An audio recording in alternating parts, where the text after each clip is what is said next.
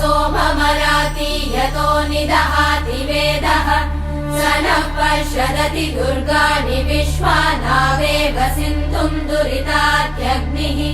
तामग्निवर्णाम् तपसा ज्वलन्तीम् भैरोचनीम् कर्मफलेषु जुष्टाम् दुर्गाम् देवीगुम् शरणमहम् प्रपद्ये सुतरसि तरसे नमः अग्ने त्वम् पारयानव्यो अस्मान् स्वस्तिभिरति दुर्गाणि विश्वा पूष्य पृथ्वी बहुला न उर्वी भवातोकायतनयाय शम्योः विश्वानि नो दुर्गः जातवेदः सिन्धुन्न नावा दुरितातिवर्षि अग्ने अत्रिवन्मनसा गृह्णाति